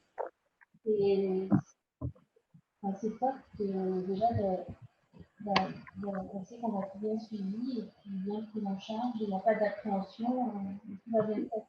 Emmanuela, du coup, un petit mot pareil pour finir? Oui, ce que je voulais dire pour la fin, donc je pense que chaque grossesse est unique et donc la décision, elle revient vraiment au partenaire et puis bon, au couple. Et je pense aussi que c'est très important d'être bien accompagné, d'avoir cette équipe multidisciplinaire parce que ça renforce la confiance. Ça, c'est vraiment important. Donc d'être dans des hôpitaux plutôt spécialisés niveau 3, de toute façon je crois qu'on n'a pas le choix. Et puis ce que je rajoutais, d'avoir quelque chose en parallèle, de pouvoir déjà bien communiquer avec tout son entourage, de pouvoir accéder à des informations, d'aller chercher. Ça c'est aussi hyper important. Et puis voilà, de vivre le moment. Quand on a pris sa décision, je crois qu'après, faut se laisser porter, quoi, parce que sinon, c'est vrai que ça devient un stress qui augmente et donc de se laisser porter, parce qu'au final, la grossesse, c'est quand même un événement heureux et il faut pas que ça devienne un stress permanent. Et en tout cas, moi, de par mon expérience, je suis très contente de l'avoir fait, de l'avoir expérimenté et d'avoir de beaux enfants, même s'ils ont la maladie. Voilà. Bon, c'est des super témoignages. Merci beaucoup à vous 3. Et puis, ça montre aussi que le travail de la commission femmes n'est pas à vain. Il y a encore, c'est bien qu'on soit présente et que vous nous ayez présenté tout ça. Il ne faut pas oublier pour toutes les personnes qui nous écoutent que, évidemment, sur le site de l'AFH, il y a tous les centres de traitement qui sont répertoriés. Comme disait Axel, même si vous êtes au milieu de nulle part, il y a toujours un centre de traitement. Donc voilà, et puis on va pouvoir peut-être continuer la suite du programme. Charline ou Yauni, je ne sais pas qui présente la suite. Alors, on a le point flash, en effet, de la commission, mais je me souviens plus s'il y avait une diaporama. Voilà, si, Oui, c'est ça. Je m'en occupe. Merci beaucoup. Merci beaucoup pour voilà, à la fois les présentations médicales comme vos témoignages. C'était vraiment super intéressant. On essaiera de faire une belle conclusion après les questions-réponses. Alors, un petit flash sur voilà, les petits messages clés. Voilà. Donc, ça ne va pas être long du tout parce qu'il y a pas mal de choses qui ont été déjà dites, ce qui est bien. Ça montre que les choses avancent. Donc, on voulait quand même mettre quelques messages clés parce qu'on voit encore des messages comme l'hémophilie ne m'a concernée qu'à partir du moment où j'ai désiré être enceinte. Étant a priori conductrice de l'hémophilie mineure, je ne suis pas trop inquiète. Bon, mais est-ce que ce n'est pas aussi intéressant d'avoir des informations en amont? Beaucoup de jeunes femmes qui se posent la question de comment en parler au futur père, parce que ce n'est pas une histoire que d'une personne, c'est l'histoire d'un couple. La peur de transmettre à nouveau l'hémophilie fait partie de nos inquiétudes. On est face à une épouse d'un homme vivant avec l'hémophilie qui est déjà mère de 2 enfants et qui souhaiterait un 3e enfant. Le garçon n'est pas hémophile et la fille est conductrice obligatoire puisque son papa est hémophile. Et une autre jeune femme qui, elle, est atteinte d'une pathologie plaquettaire, qui envisage à l'avenir d'avoir des enfants, mais elle est évidemment inquiète un peu, car elle a peur que la même pathologie que la sienne soit transmise à ses enfants et elle se fait aussi des soucis pour la gestion de la grossesse et de l'accouchement. Donc, face à toutes ces interrogations-là, on continue à travailler et grâce à certains échanges qu'on avait eus avec Roselyne Doiron, quand on s'est rencontrés en 2010, c'est déjà une histoire de longue haleine, et on s'est rendu compte de l'importance d'informer les couples, de connaître les risques de transmission de la maladie hémorragique, bien entendu le conseil génétique, de connaître la vie avec la maladie hémorragique aujourd'hui, parce que certaines familles sont marquées par un passé parfois douloureux et que la vie actuelle avec la maladie hémorragique n'est pas obligatoirement la même, mais ce n'est pas pour ça qu'on va non plus leur dire que tout est facile. Donc, c'est se poser des questions, en reposer, se documenter, savoir s'il est possible ou non d'envisager un DPI ou un DPN, parce qu'il n'est pas accessible à tout le monde, et établir un protocole multidisciplinaire pour la prise en charge de la maman avant, pendant, après et du bébé aussi. Et Axel en a parlé, Emmanuela aussi, et Nadia n'en a pas eu l'occasion, mais elle pense que quand on connaît effectivement la maladie en amont, c'est important, c'est l'accompagnement des couples. Leur donner des informations en amont, permettre l'organisation et la mise en place des solutions possibles, qui ne sont pas des solutions obligatoires, mais on les informe. Et ça permet aussi de choisir d'aborder les étapes avec plus de sérénité en limitant le stress. Parce que le choix doit rester celui du couple, non celui de la famille ou celui des médecins. L'importance de tout ce cheminement qui se fait en plein d'interactions et avec les médecins, avec les professionnels, avec d'autres personnes qui peuvent être aidantes et de la documentation. Un petit aparté, on est en train de finaliser une brochure qui devrait paraître en juin 2022, où il y a toute une partie justement sur la grossesse, la préparation et une partie l'accompagnement et la prise de décision partagée faite par une psychologue. Donc tout ça, c'est très très important et il y a aussi comment parler, il y a une partie pour la préparation de la puberté où il y a une psychologue aussi qui dit comment parler aux jeunes filles de l'arrivée des grossesses, des règles un peu douloureuses, mais aussi en vieillissant, quand elles sont un petit peu plus vieilles, de la possibilité de transmettre ou non la maladie sans mettre de pression, sans induire du stress, bien entendu. Donc voilà, c'était les messages qu'on voulait donner. C'est vraiment un flash très rapide, mais pour montrer que cette préoccupation nous tient à cœur et qu'on est là pour répondre à vos questions, pour communiquer avec vous en cas de besoin. Je vous remets dans le chat le mail de la commission. Voilà, j'ai fini. Merci beaucoup Yannick pour ce flash express des informations dont on dispose.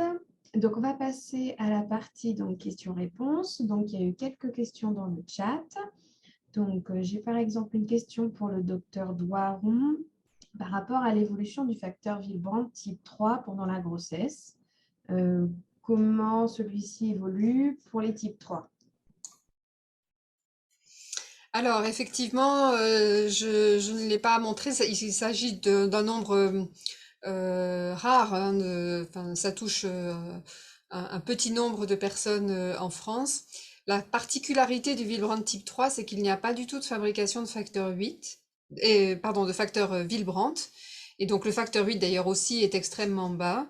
Et contrairement à certaines autres formes de maladie de Willebrand, où les taux vont pouvoir se corriger au moment de l'accouchement, les femmes qui ont une maladie de Willebrand type 3 ne vont pas avoir d'augmentation significative de leur taux de facteur Willebrand et de leur taux de facteur 8. Ce qui veut dire qu'au moment de la naissance de leurs enfants, au moment de leur accouchement, un traitement particulier et spécifique, à partir de facteur Willebrand bien sûr, et ou de facteur 8 en fonction du degré d'urgence, va être nécessaire pour limiter le risque de maladies hémorragiques, de complications hémorragiques lors de l'accouchement.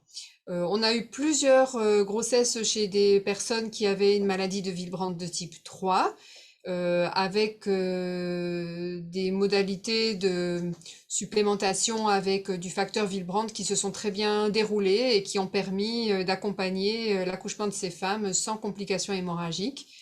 On peut peut-être signaler quand même que pour les femmes qui ont un Willebrand type 3 ou certaines formes assez sévères de Willebrand type 2 également, on voit aussi assez souvent des complications qui sont un tout petit peu plus tardives sur les hémorragies du postpartum.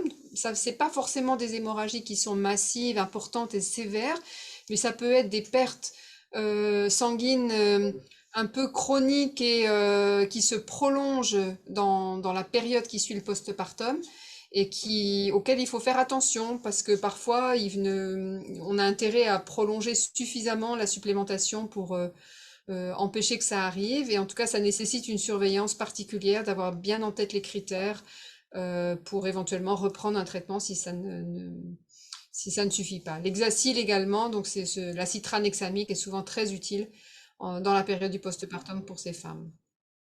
Merci beaucoup, Dr Doiron, pour cette réponse très complète et très claire. Alors, je n'ai pas... donc, les réponses, pour le docteur Guillet, c'est ce que je vous avais dit. En fait, vous avez répondu aux réponses au fur et à mesure. Mais moi, j'avais une question quand même pour vous. C'était savoir jusqu'à quel moment de la grossesse on peut faire un DPN, donc un diagnostic prénatal.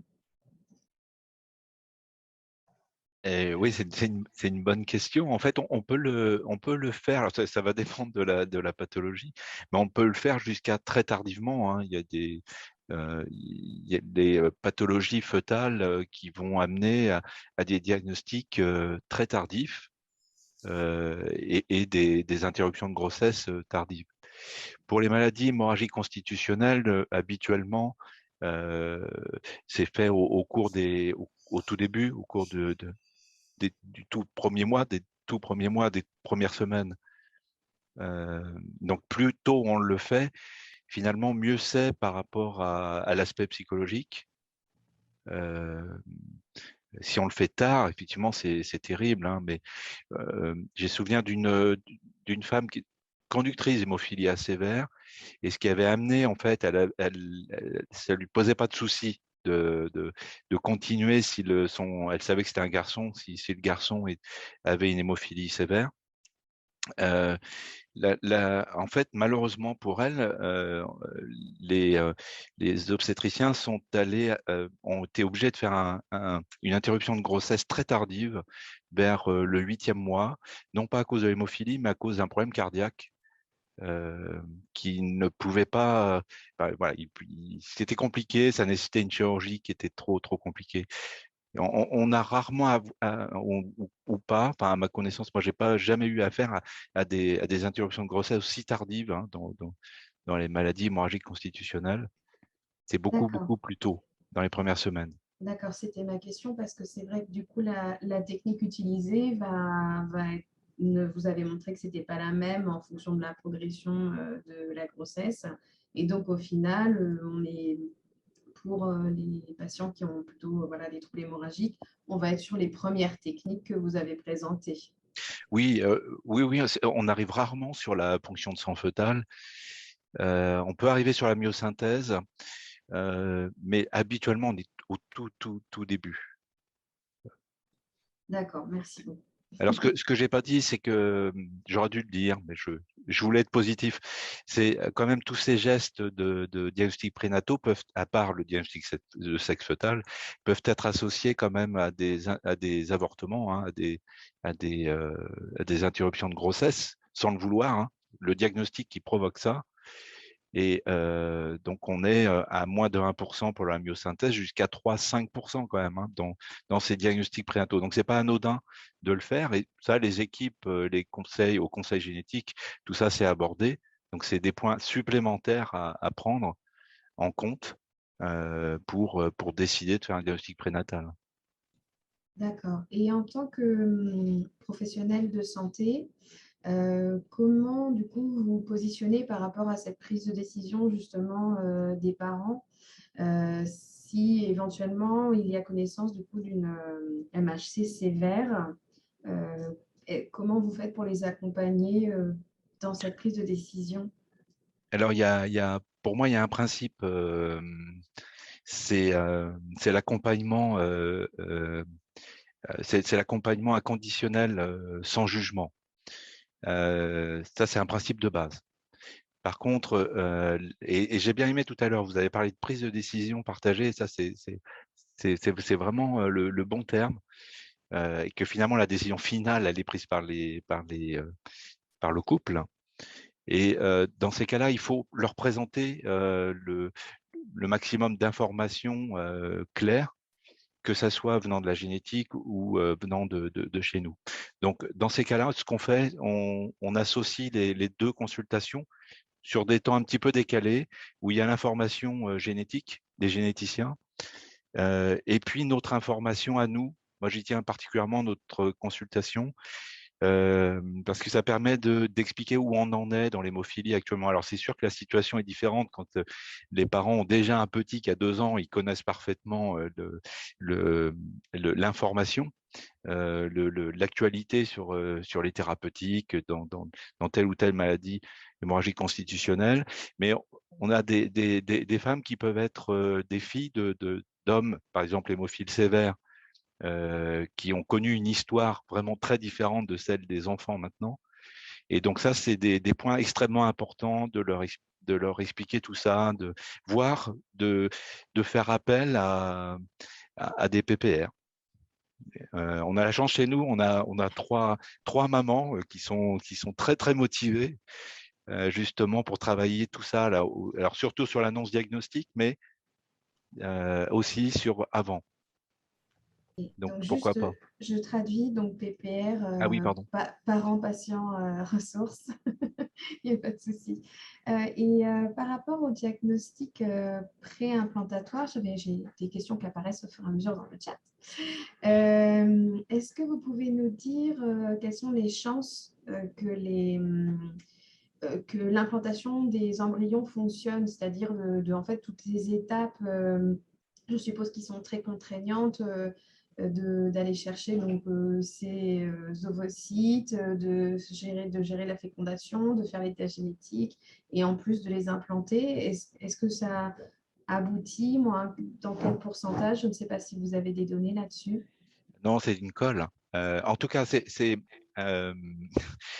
En tout cas, la maladie hémorragique constitutionnelle, normalement, ne va pas impacter les chances. On va se retrouver dans la même situation qu'une FIV classique, déjà. La première chose, c'est que ce qu'ils font, les obstétriciens, c'est qu'ils ils implantent plusieurs embryons. Alors, à ma connaissance, en France, on n'a pas le droit d'en implanter plus de 3, mais pour la confirmation des obstétriciens, je sais que dans d'autres pays, ils peuvent en implanter plus. Ce qui augmente les chances, en fait. Plus vous en implantez, plus vous augmentez les chances. Et donc, on augmente aussi le risque des grossesses gémellaires de ces différentes grossesses. Si vous en implantez qu'un, ça peut arriver, et en particulier dans ces situations-là, puisqu'on l'a sélectionné génétiquement, vous avez quand même une chance plus inférieure que si vous en implantez 3. Et donc, on peut être amené à répéter. Donc, dans ces cas-là, ils congèlent les embryons. Donc, ils essayent une première fois, une deuxième fois, une troisième fois. D'accord. Mais je n'ai pas de pourcentage non, je ne pourrais pas vous dire, je dirais une bêtise. D'accord, merci. Alors, Yannick, tu as une question? Je pense qu'on a des choses, mais je ne voudrais pas dire des bêtises dans un article de la prochaine brochure, et qu'en fonction du risque hémorragique de la maman, on faisait le choix d'implanter ou non un ou plusieurs embryons. Donc, voilà, je ne vais pas divulgacher, comme disent nos amis canadiens. Donc, il faudra se reporter à la brochure. Mais en fait, contrairement à une FIV classique où il n'y a pas de maladie héréditaire, là, il faut quand même présélectionner les embryons. Donc, ça peut être une étape très compliquée et qui peut aboutir qu'à un seul aussi. C'est important. C'est vraiment une FIV pour raison pathologique liée à la maladie constitutionnelle familiale. D'accord. Alors, le docteur Doiron précise dans le chat que les équipes de FIV parlent d'environ 20% d'implantation du coup des embryons. Non, de grossesse à mener à terme, de take-home baby. De chance d'avoir une grossesse, une naissance vivante. Voilà. D'accord, ok. Je croyais que c'était... Quand on est embarqué dans un processus. D'accord, merci. Alors, j'avais une autre question de participants cette fois. Est-ce que le risque de fausse couche est accru pour les conductrices hémophiles sévères A ou pas? Est-ce que, après, ça peut être une question qui peut être un peu plus générale, c'est-à-dire, est-ce qu'au final, il y a plus de risque de fausse couche quand on a une maladie hémorragique constitutionnelle? Bon, allez, je vais continuer. Il y a effectivement certains déficits rares qui sont très clairement associés à des difficultés d'avoir des grossesses qui se prolongent et qui se poursuivent et qui sont à l'origine de plus de fausses couches.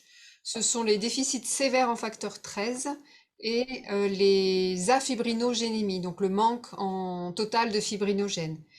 Et on a observé que chez ces femmes-là, si on veut avoir une chance que la grossesse puisse se poursuivre après la fécondation et l'implantation de l'embryon au niveau utérin, c'est qu'il faut apporter le facteur déficitaire, donc soit le facteur 13, soit le fibrinogène, pour avoir des taux suffisants qui vont permettre à l'anidation de se faire correctement et à ne pas perdre la grossesse. Donc c'est assez clair pour ces deux pathologies. Il y a des discussions par rapport à certaines formes sévères de facteur Willebrand, mais c'est débattu.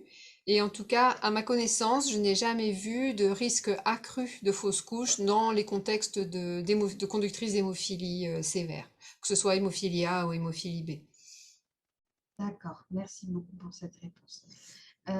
Donc, il n'y avait pas d'autres questions dans le chat, mais en amont du webinaire, il y a des personnes qui ont envoyé des questions.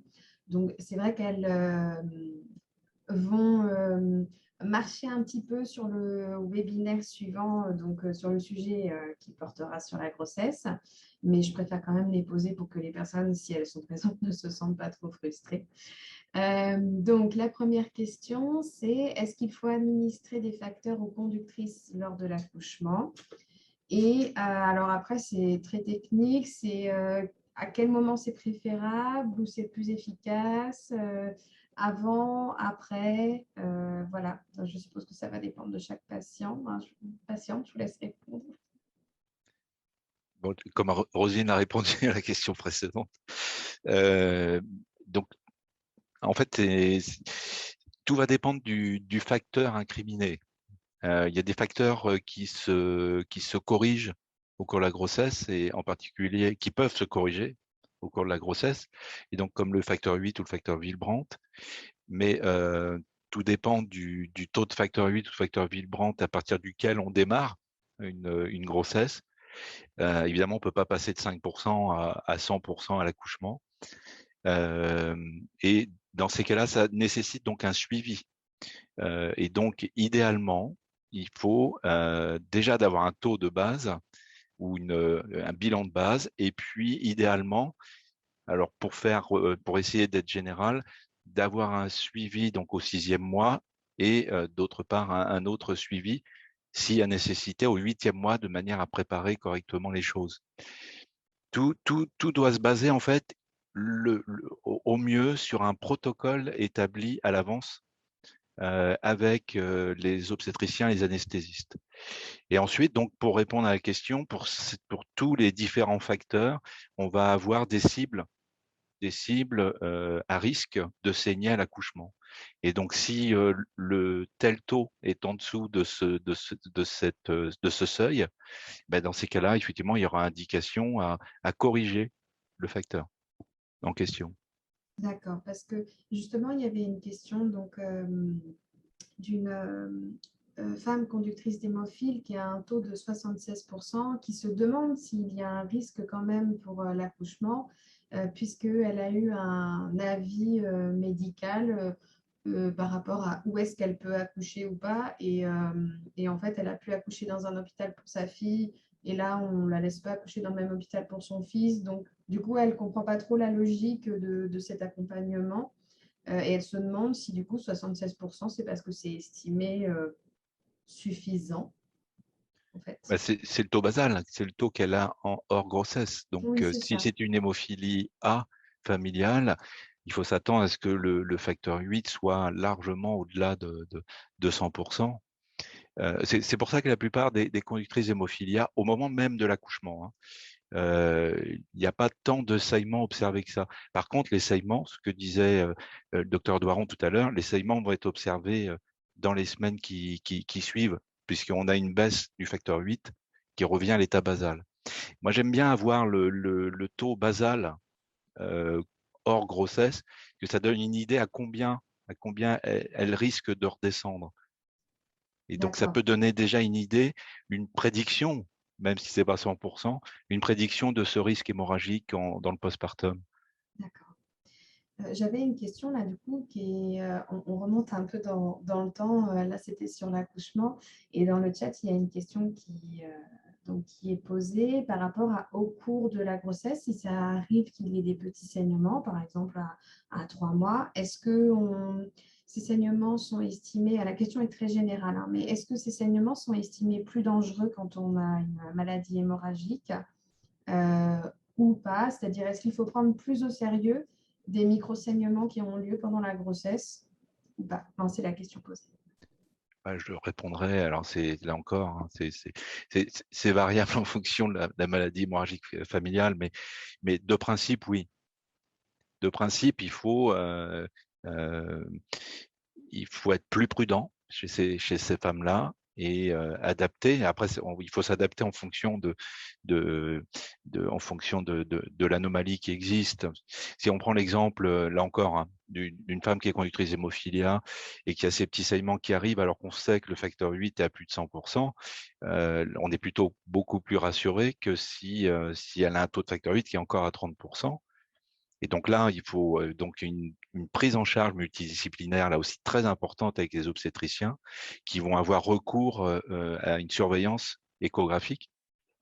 Dans ces premières semaines, là, ces premiers mois, il faut se méfier du décollement placentaire.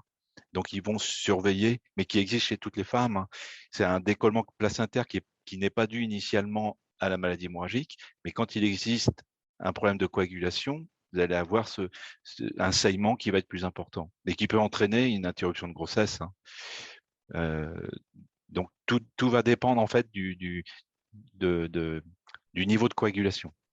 D'accord. Et est-ce que dans le doute, du coup, quand on ne sait pas trop quel taux on a, par exemple, parce que le diagnostic n'est pas encore tout à fait posé ou il n'y a pas encore tout à fait les mesures, qui ne sont pas toujours possibles, on part du principe que ça peut être dangereux et donc il vaut mieux se renseigner tout de suite et aller faire une échographie ou Ah en oui, tout cas avoir un professionnel au téléphone. ah oui, de Ok, principe. voilà. Ok. Mais ça devrait être vrai pour toutes les femmes, hein, qui ont des Oui. saignements au début de grossesse. Il faut revoir son obstétricien, il faut qu'il fasse une échographie, il faut qu'il comprenne ce qui se passe. D'accord, très bien. Merci beaucoup. Alors, j'ai réussi à faire le tour des questions dans le temps. Alors, non, Yannick il a encore une question, excusez-moi. Pardon, c'est pas moi. Il y avait une question dans le chat. C'était, pardon, une question par rapport à qu'est-ce qu'on propose aux parents pour l'accompagnement de la fratrie, en particulier quand un des enfants n'est pas hémophile ou ne vit pas avec une maladie hémorragique constitutionnelle rare. Alors, je vois que le docteur Guy a fermé son micro, alors je vais prendre la balle au bon, je vais enchaîner. Ça, c'est vrai que l'accompagnement des fratries, c'est un vrai sujet, parce que toute l'attention qui est en général portée par un enfant atteint en particulier sur les formes sévères de maladies hémorragiques, va être effectivement l'objet de précautions, d'attention particulière, et les frères et sœurs peuvent se sentir un peu laissés pour compte. Et souvent, la charge mentale, on a bien parlé au cours de cette séance de la peur que représentait la confrontation avec les saignements et forcément cette anxiété et cette peur permanente qu'ont les parents pour leurs enfants qui sont porteurs d'une maladie hémorragique, en particulier dans les formes sévères, fait que leur disponibilité, si on peut parler ainsi, est parfois un peu amoindrie quand ils sont trop envahis par cette crainte, par cette angoisse, par cette anxiété, et que ça peut entraîner dans le cadre des frères et sœurs de la frustration, le fait de ne pas être considérés, de ne pas être écoutés, de ne pas être peut-être autant aimés. Ils ont parfois besoin d'être très